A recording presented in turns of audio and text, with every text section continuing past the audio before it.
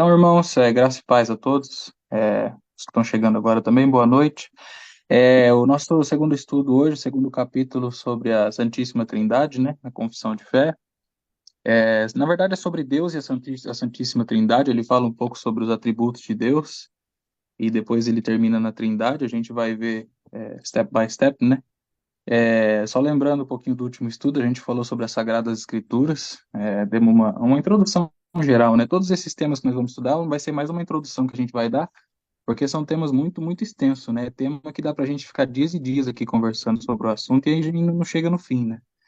E hoje nós vamos falar sobre a Santíssima Trindade, sobre Deus, que é o segundo capítulo da Confissão de Fé. Uma introdução para os irmãos, eu gostaria de começar esse estudo enfatizando uma das verdades que a palavra de Deus nos diz sobre a revelação de Deus, os mistérios da revelação de Deus. E aí, partindo desse princípio, a gente vai entender melhor a vontade de Deus para o seu povo e também compreender melhor a soberania de Deus. Eu queria começar com esse texto, em Deuteronômio, capítulo 29, no versículo 29. Deus ali, ele ensina para a gente que as coisas encobertas pertencem ao Senhor, nosso Deus. Porém, as reveladas nos pertencem a nós e aos nossos filhos para sempre, para que cumpramos todas as palavras desta lei. Então, aqui, só uma introdução para os irmãos. O que eu quero dizer com isso aqui é que esse assunto da Trindade, eu vou continuar aqui, mas é um assunto muito, muito superior à nossa consciência, né? A nossa consciência pecaminosa. Então, vai ter lacunas, vai ter coisas que a gente vai entender até onde a palavra de Deus fala com a gente. A gente vai só, o nosso limite é esse. Esse é um entendimento básico que a gente tem que ter quando a gente vai estudar sobre a palavra de Deus e principalmente quando estudamos sobre o ser de Deus, né? A gente tem que ter isso em nossa mente, que as coisas reveladas, elas são para nós, mas o que não é revelado pertence ao Senhor. E Deus é soberano, ele sabe de todas as coisas, né? Então nós devemos ter na nossa mente, devemos ter nossa mente em paz, pois o Deus é soberano. E a ponto que tudo que nós precisamos na nossa vida, aqui na nossa terra e para a nossa salvação, Deus nos revelou e revelou de um modo claro e inequívoco, que não fica dúvidas, né? Ao mesmo tempo, mas repetindo, devemos ter nossa mente em paz, porque até um texto base que a gente teve no estudo passado, que esse vai, na verdade, é o texto base praticamente da vida do cristão, né? Em 2 Timóteo, capítulo 3, Paulo fala que toda a escritura é divinamente inspirada e proveitosa para ensinar, para redarguir, para corrigir, para instruir em justiça, para que o homem seja perfeito e perfeitamente instruído para toda boa obra. Nós também temos que ter em mente o fato de, apesar dessa toda essa perfeição das escrituras, também tem ensinos difíceis nas escrituras, né? Esse que a gente vai estudar hoje, por exemplo, é um deles. E quando a gente se depara com esses ensinos, nós também tem uma coisa mais, temos que ter cuidado para não torcer a palavra de Deus, querer ir além do texto. Algumas coisas nós podemos especular, mas em nenhuma delas nós podemos bater o martelo. Nós vamos até onde a Escritura fala. E a gente tem que tomar esse cuidado para tomar cuidado com o alerta que o apóstolo Pedro deu. Um alerta para a igreja na sua segunda carta, ele fala no capítulo 3 verso 15, ele fala: e tende por salvação a longanimidade do nosso Senhor, como também do nosso amado irmão Paulo vos escreveu, segundo a sabedoria que lhe foi dada. Falando disto, como em todas as suas epístolas, entre as quais há pontos difíceis de entender, que os indoutos e inconstantes torcem, e igualmente as outras escrituras, para a sua própria perdição. Então, para a gente não cair nesse terrível erro de sermos indoutos, inconstantes e torcer as escrituras para a nossa própria perdição, a gente tem que tomar esse cuidado e seguir mais uma vez continuando nessa mesma carta, o apóstolo Pedro continua uma guia para nós, né, para nós não cair nesse erro. Vós, portanto, amados irmãos, sabendo isso de antemão, guardai-vos de que, pelo engano dos homens abomináveis, sejais justamente arrebatados, e descaiais da vossa firmeza, antes crescei na graça e no conhecimento do nosso Senhor e Salvador Jesus Cristo. A ele seja dada a glória, assim agora como no dia da eternidade. Amém.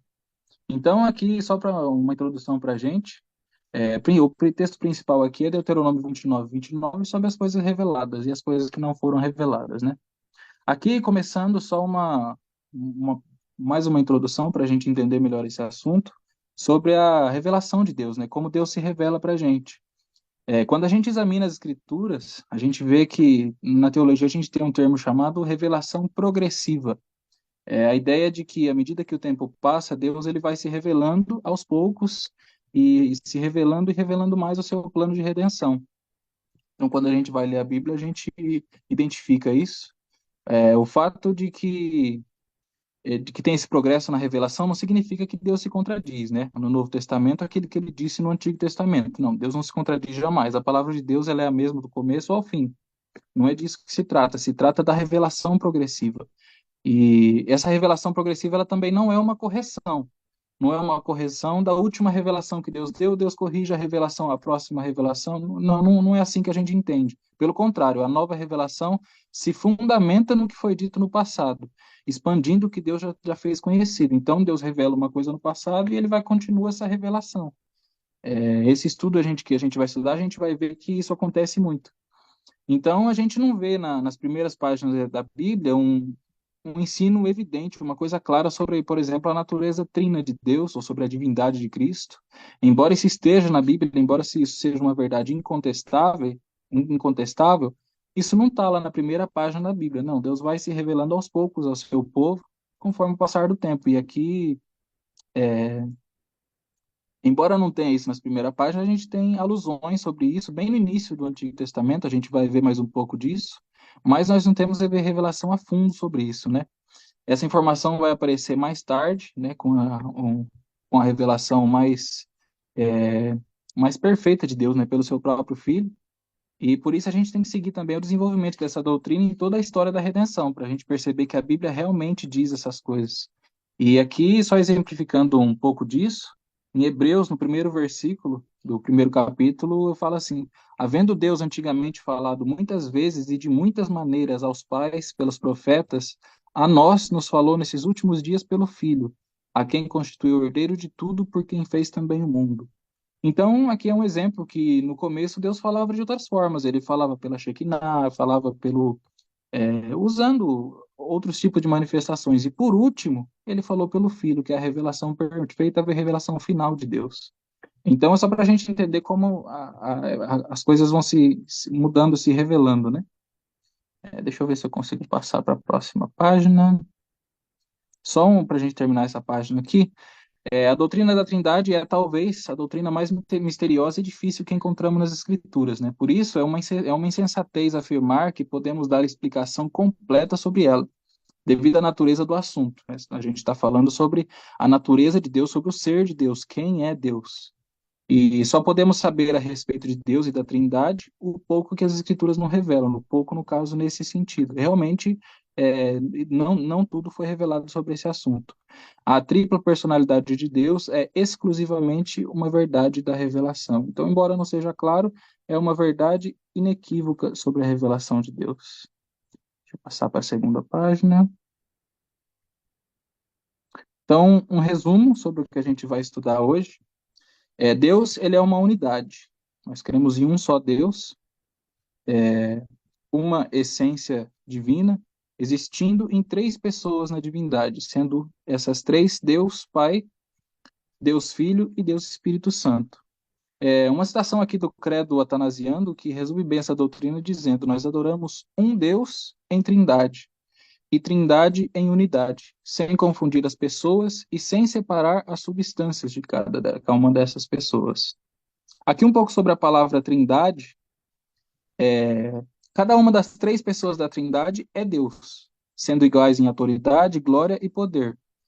Cada uma igual às outras, merecendo o mesmo culto, a mesma devoção e a mesma confiança e fé. E aqui é verdade que a palavra Trindade, na verdade, ela não se encontra na Bíblia. Se a gente pesquisar, tem algumas Bíblias que permitem isso. Se a gente pesquisar a palavra Trindade, a gente não vai achar nada, realmente não tem. Eu não sei se você tiver uma Bíblia de estudo, mas na palavra de Deus a gente não acha essa palavra. Contudo, a gente tem que fazer uma pergunta sobre isso, né? Poxa vida, então quer dizer que não é bíblico? Não. A gente tem que entender o seguinte: se o conceito que é representado pela palavra Trindade, tudo que isso representa, se isso realmente aparece na Bíblia. Se tudo que a palavra Trindade faz é expressar linguisticamente o ensino bíblico sobre a unidade e a tripersonalidade de Deus. Então, vendo esses conceitos nas Escrituras, procuramos uma palavra que os comunique com exatidão. Então, embora a palavra Trindade não apareça, A gente chegou nesse termo analisando tudo que as escrituras diziam esse assunto, e é um resumo bom. É, Economiza muito tempo de conversa só a palavra Trindade. Eu tenho algumas restrições, a gente tem algumas restrições, inclusive na Bíblia, quando fala, eu sou de Paulo, eu sou de Pedro, eu sou de apóstolo, realmente é um erro que a gente não deve cometer, mas isso não quer dizer que a gente não pode usar palavras que resumem uma doutrina. Por exemplo, a gente tem somente a graça, e somente a graça já resume uma conversa de horas e horas. Então é um termo válido, é um termo que vale a pena a gente usar. E assim foi usada a palavra Trindade na história do cristianismo, né? E, na verdade, o que ocorre quando a gente estuda isso é uma ideia de triunidade, três em uma unidade, e por isso aí daí saiu o termo trindade, né? É ingênuo argumentar que essa palavra não se acha na Escritura, então, a gente vê isso é uma verdade clara nas Escrituras, então argumentar que não é uma doutrina bíblica por causa da palavra não estar nas Escrituras é uma ingenuidade, né? Enfim, nós termos teológicos como trindade, igual eu falei, surgiram na história da igreja, principalmente por causa do compromisso da igreja com a precisão teológica.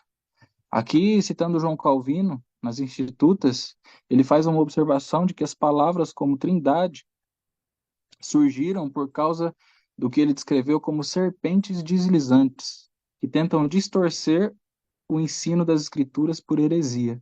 A igreja tem usado a palavra trindade para fechar a boca dos hereges, aqueles que ensinam o triteísmo, a ideia de que há três deuses diferentes, e aqueles que negam as tripersonalidade de Deus, por insistirem em um ponto de vista unitarismo, né? Que então algumas pessoas dizem, por exemplo, que Jesus não é Deus e que o Espírito Santo não é Deus. Na verdade, o único Deus para essas pessoas unitarista, resumindo, né, seria o Deus Pai, né, que a gente crê. Mas nós sabemos que isso é uma heresia, a gente vai ver aqui ao decorrer do estudo. Então a gente nota que a igreja formulou a doutrina da Trindade por ter se sentido impelida com base nos estudos das Escrituras. Então, igual a gente estudou no estudo passado, que as Escrituras elas se impelem, elas se revelam, elas se impõem para nós. Do mesmo jeito aconteceu com a palavra Trindade. A doutrina se impôs, ela foi impelida. E aí, com base no estudo das Escrituras, isso aconteceu ao afirmar que tanto que Deus é um só, que nós temos um só Deus, e que são três pessoas que são Deus. Isso não faz ser três deuses, mas sim que três pessoas, o Pai, o Filho e o Espírito Santo, são Deus. E ela o fez por meio da doutrina da triunidade, que afirma que Deus é três em um. Algumas pessoas já acham que a doutrina da Trindade, igual a gente já falou, que isso significa que nós temos três deuses. É a ideia do triteísmo, igual eu já mencionei, mas isso é uma heresia que foi categoricamente rejeitada no decorrer da história da igreja, né? Então, isso é uma coisa que já é passada, né? Com tanta referência que a gente tem nas escrituras, com tanta prova, é uma coisa que ficou passada. Embora ainda tem, hoje em dia, ainda tem pessoas que creem nessa doutrina, que creem nessa heresia, infelizmente. Aqui, começando aqui, entrando no texto da confissão, eu deixei em verde para nós sabermos que esse é o texto da confissão. Eu vou ler para os irmãos, depois a gente vai continuar. Então, nós temos três tópicos. Aqui vai ser o tópico um nesse capítulo, né, sobre a Trindade.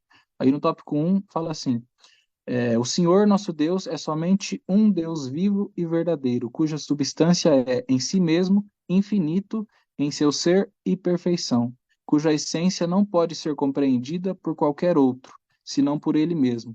Um espírito puríssimo, invisível, sem corpo, partes ou paixões, a quem pertence a quem somente pertence a imortalidade, que habita em luz que nenhum homem pode acessar. Então, esse é o primeiro texto. Na verdade, fala mais, o principal aqui que eu gostaria de citar, no nosso estudo, é sobre a unidade de Deus, né? Sobre esse estudo da Trindade, na verdade, a gente começa pela unidade de Deus, que nós temos um só Deus.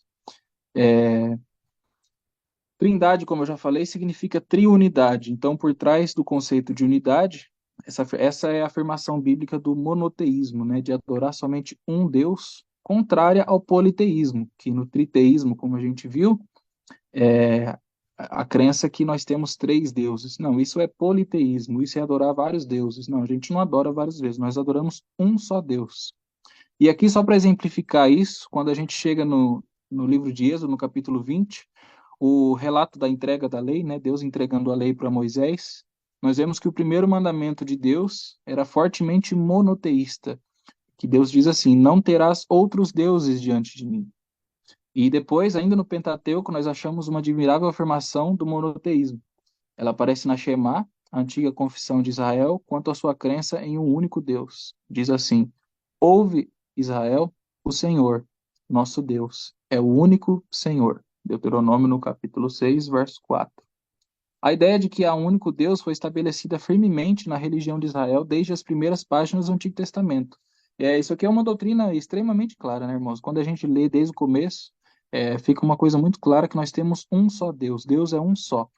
Mas eu achei importante estabelecer isso aqui, acho que é até por isso que os irmãos colocaram na confissão de fé, para deixar claro, para não haver dúvidas. Nós cremos em um Deus, em três pessoas.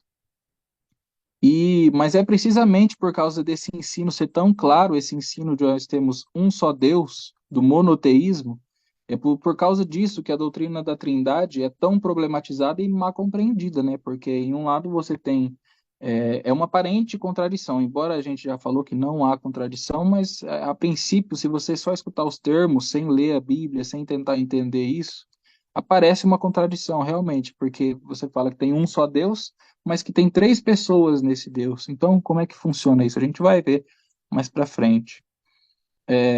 Quando a gente chega no Novo Testamento, a gente acha a igreja afirmando a noção do monoteísmo também, mas declarando que Deus Pai é divino, que Deus Filho é divino e que Deus Espírito Santo é divino.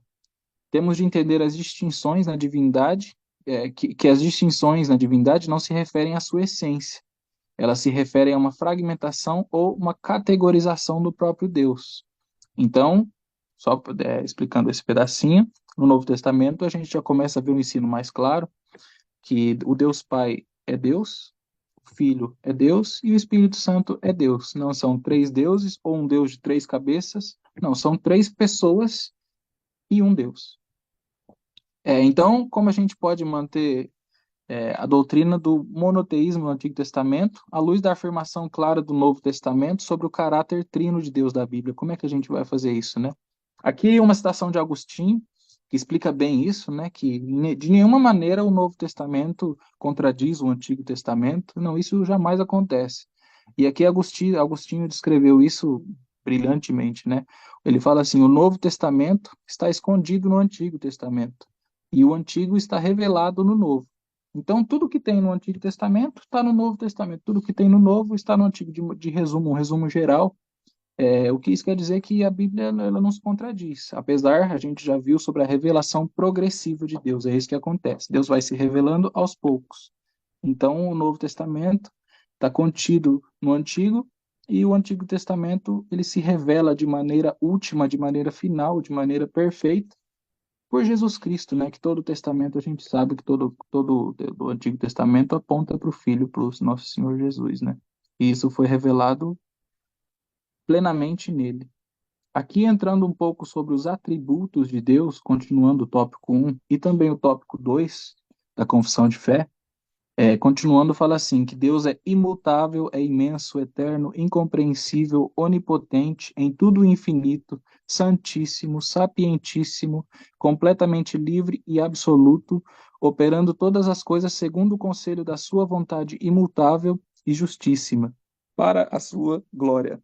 É cheio de amor, gracioso, misericordioso, longânimo, abundante em bondade e verdade, que perdoa a iniquidade, a transgressão e o pecado. O galardoador dos que diligentemente o buscam, e contudo justíssimo e terrível em seus julgamentos, odiando todo o pecado, e quem de modo algum quem de modo algum terá o culpado por inocente.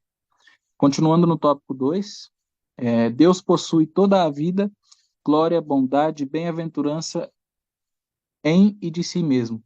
Ele é todo suficiente para si, não possui quaisquer necessidade de quaisquer criaturas que ele fez, nem delas deriva glória alguma, mas apenas a sua manifesta, mas apenas manifesta a sua própria glória em, por e para e sobre elas.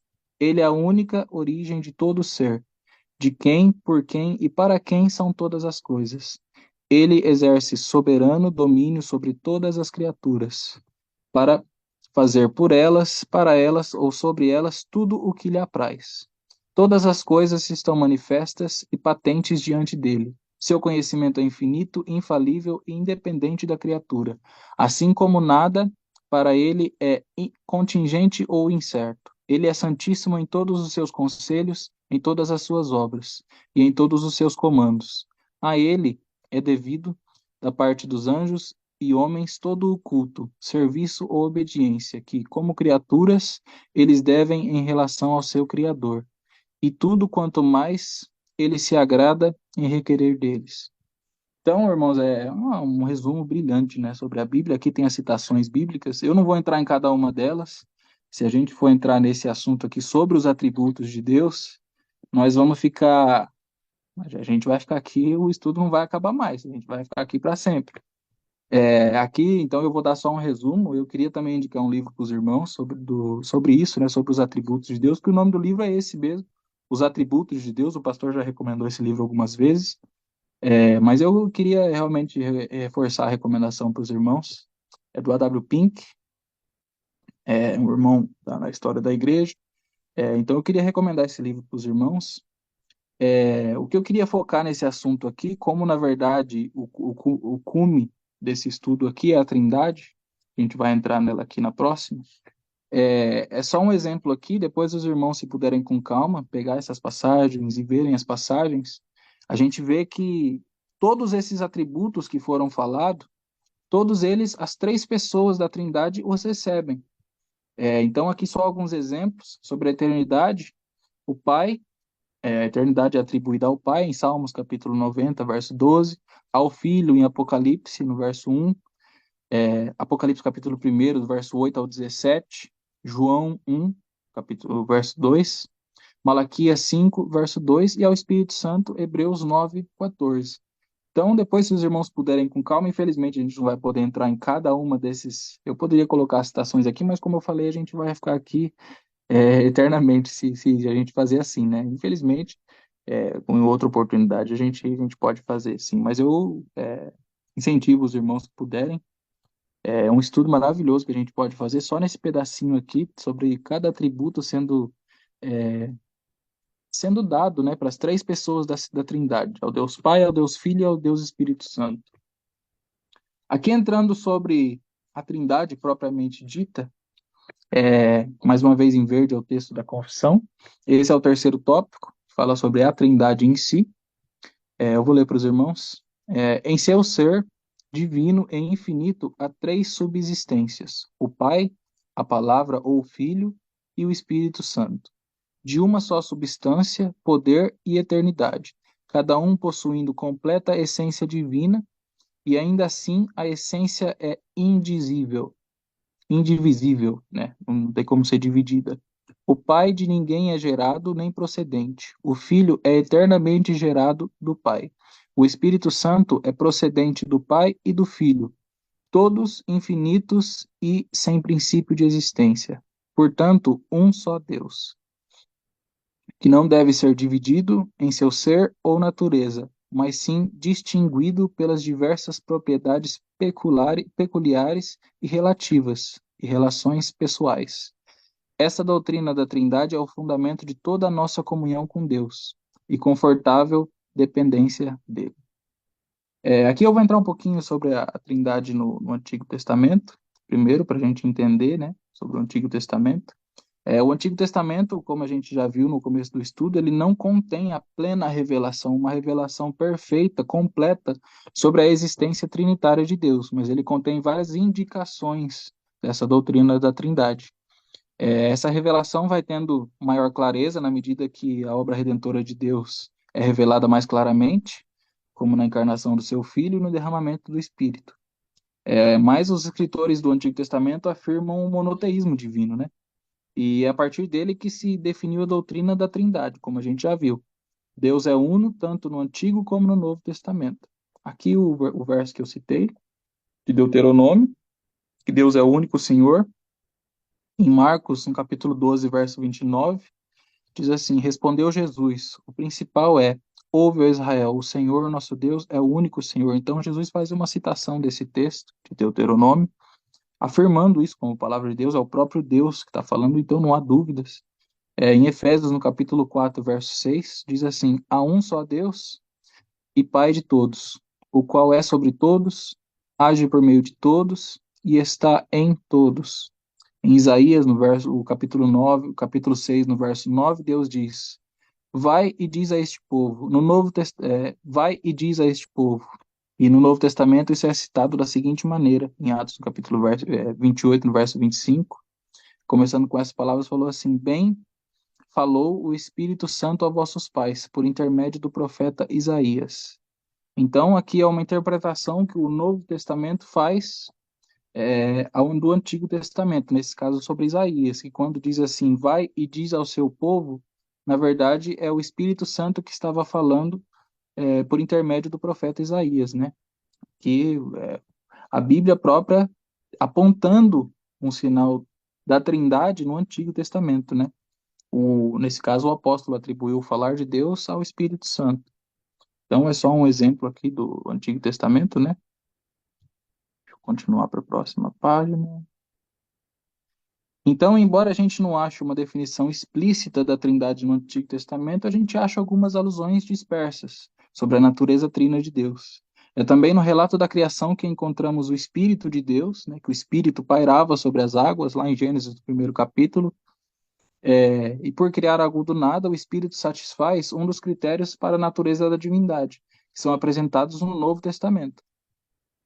Esta é outra alusão quanto ao caráter multipessoal de Deus, bem no início das Escrituras. Então, ali nos primeiros versículos das Escrituras, a gente já vê falando sobre o Espírito de Deus, né? Então, embora isso não seja explícito ali, não seja um ensino que esteja completo, ele já começa ali nos primeiros versículos e vai até o final, até o último livro da Bíblia, até os últimos versículos, a gente vê essa doutrina. Outra alusão, outra parte que se acha na passagem do Antigo Testamento, que também é citada no Novo Testamento mais frequentemente do que qualquer outra passagem, é o Salmo 110. Esse salmo tem um começo muito estranho. O salmista diz assim: Disse o Senhor ao meu Senhor: Assenta-te à minha direita, até que eu ponha os teus inimigos debaixo dos teus pés. Caracteristicamente, quando vemos o nome pessoal de Deus, Yahvé, né, Jeová, no Antigo Testamento, vemos também associado a ele o seu título principal ou supremo, Adonai. No Salmo 110, Deus está tendo uma conversa com o Senhor de Davi. Disse o Senhor, Jeová, ao meu Senhor, Adonai. Então, Jeová estava falando com Adonai. Assenta-te à minha direita. O Novo Testamento aborda esse tema e fala de Jesus simultaneamente como filho de Davi e senhor de Davi. Então, aqui um exemplo claro também, isso é muito citado no Novo Testamento, essa passagem desse salmo. Acho que ficou claro, né? Disse o Senhor ao meu Senhor, também é mais uma alusão à Trindade. Aqui no caso do filho, né, seria o Senhor Jesus, tendo uma conversa com Deus Pai, assenta-te à minha direita, né? A gente, tendo a revelação do Novo Testamento, fica uma passagem clara para a gente que se trata realmente do Senhor Jesus. Aqui vamos entrar no Novo Testamento, que é quando realmente a Trindade ela ganha a sua forma completa, né? De maneira inequívoca, né? No Novo Testamento, a Trindade é perfeitamente identificada. Por isso, ela pode ser facilmente formulada pelas passagens que se seguem. Então, aqui, algumas passagens, alguns exemplos, também, infelizmente, não posso citar todos, mas é só alguns exemplos para a gente ter uma ideia, que apontam para a Trindade, né, no Novo Testamento. Começando pela fórmula do batismo, né, a fórmula batismal, o jeito que é feito o batismo, as instruções de Cristo de batizarem em nome do Pai, do Filho e do Espírito Santo. Isso declara a Trindade. Um exemplo aqui, Mateus capítulo 28, no verso 19. No batismo de Cristo também, uma passagem brilhante, a gente vê as três pessoas da Trindade são evidenciadas distintamente em seu batismo. Então ali a gente tem o Deus Pai, né? Ouviu-se uma voz do Deus Pai. O Espírito Santo disse que desceu como uma pomba, e ali estava o Deus Filho também. Então, é um exemplo claro ali da Trindade reunida. Na bênção apostólica, a gente vê isso também, que as três pessoas são vistas, e em 2 Coríntios, no caso, no capítulo 13, verso 14, é um exemplo disso. O Filho e o Espírito é Deus. Juntamente com o próprio Deus, eles formam uma unidade, que é o que a gente já falou sobre a unidade de Deus, alguns versículos do Evangelho de João, no capítulo 6, verso 27, capítulo 10, verso 30, e Atos, no capítulo 5, dos versos 3 ao verso 5. Então, recomendo aos irmãos depois também, se puderem, acompanhar, ver esses versículos com calma. Isso aqui cabe um devocional para cada um desses versículos. É uma doutrina maravilhosa. Infelizmente, a gente não vai ter como entrar, né? Mas aqui a referência mais clara, quando a deidade de Jesus, falando, no caso, sobre Jesus no Novo Testamento, ela se dá logo no início do Evangelho de João, que fala assim, o famoso o princípio do Evangelho de João, que fala assim: no princípio era o Verbo, ou Logos, e o Verbo estava com Deus, o Verbo era Deus. Aqui João, capítulo 1, verso 1. Nessa primeira sentença, a gente vê que o mistério da Trindade, a gente vê o mistério da Trindade, né? Porque o evangelista diz que o Logos estava com Deus desde o princípio. Na língua grega, a gente vê que termos diferentes podem ser traduzidos pela palavra com, mas a palavra que foi usada nesse versículo sugere um relacionamento mais íntimo possível, um relacionamento face a face. Então, embora fala que ele estava com Deus, esse com significa, na verdade, quando você vê a palavra grega, nesse contexto, essa palavra ela fala de um relacionamento íntimo, um relacionamento face a face. No entanto, João faz uma distinção entre o Logos e Deus. Deus e o Logos estão juntos, mas não são o mesmo, são duas pessoas. Um Deus, duas pessoas. Depois, João declara que o Logos não somente estava com Deus, mas ele era Deus. Portanto, em um sentido, o Verbo tem de ser distinguido de Deus, e no outro sentido, o Verbo tem de ser identificado como Deus. Aqui só está diferenciando que são pessoas distintas, porém são um só Deus. O apóstolo prossegue e diz mais: ele estava no princípio com Deus, todas as coisas foram feitas por intermédio dele, e sem ele, nada do que foi feito se fez. A vida estava nele, e a vida era a luz dos homens. Que os versos 2 a 4, né? Aqui vemos eternidade, poder criativo, autoexistência atribuídos ao Logos, que é Jesus, no caso aqui falando do Filho. A Epístola de Hebreus, no Novo Testamento, ela começa com as palavras extasiadas sobre o Senhor Jesus Cristo e a sua importância na revelação de Deus. O texto que a gente já leu sobre a revelação de Deus, né? Eu vou ler mais uma vez para os irmãos. Havendo Deus outrora falado de muitas vezes e de muitas maneiras aos pais pelos profetas, nesses últimos dias nos falou pelo Filho, a quem constituiu herdeiro de todas as coisas, pelo qual também fez o universo. Ele, que é o resplendor da glória de Deus e a expressão exata do seu ser, sustentado, sustentando todas as coisas pela palavra do seu poder. Depois de ter feito a purificação dos pecados, assentou-se à direita da majestade nas alturas, tornando-se tão superior aos anjos, quanto herdou mais excelente nome do que eles. Então, aqui, só continuando aquele versículo que a gente tem visto nos estudos, e aqui vai até o versículo 4, é uma passagem maravilhosa, né? Falando do Filho, da divindade do Filho, exaltando a divindade do Filho, do Senhor Jesus, né? A cristologia que achamos no livro de Hebreus é realmente elevada. Cristologia, no caso, o estudo sobre Cristo, né, sobre o ser de Cristo, de fato, é uma das principais razões porque a igreja primitiva se inclinou para afirmar que sobre a deidade de Cristo, né? A gente vê, quando a gente lê o livro de Hebreus como um todo, a gente vê que realmente que ali a divindade de Cristo está de uma forma inequívoca, né? Uma forma inquestionável. Ainda em Hebreus, a gente vê Cristo descrito novamente como Filho de Deus e como agente da criação, que representa uma revelação amplamente superior à revelação feita pelos profetas no Antigo Testamento, né? Então, superior não no sentido de qualidade, mas no sentido de abranger, né? No sentido de completidão, nesse sentido, né? De completar aquilo, de finalizar, né? Nesse sentido que é, essa revelação ela é superior à do Antigo Testamento, não no sentido de qualidade, mas realmente porque é a revelação final de Deus sobre esse assunto. No entanto, o autor aos Hebreus também apresenta o conceito de que o Filho é Deus, é o resplendor da glória, a expressão exata do seu ser. Isso é uma referência clara à deidade de Jesus, que Jesus é Deus. Mas o autor também distingue o Filho o Filho de Deus e o Pai. No que concerne a ideia de pessoalidade, né? A pessoa do Pai é expressa na pessoa do Filho. Embora tanto o Pai quanto o Filho sejam divinos, o autor de Hebreus apresenta a ideia de uma distinção pessoal na divindade. Então, como a gente vem estudando, são três pessoas e um Deus. E a Bíblia distingue, normalmente ela distingue bem esses fatores. Aqui a gente chega já nas nossas conclusões. Eu vou ler para os irmãos e depois a gente vai entrar nessa figurinha. Há apenas um Deus. Deuteronômio, aqui estão as passagens bíblicas, só algumas conclusões. Nós temos um Deus.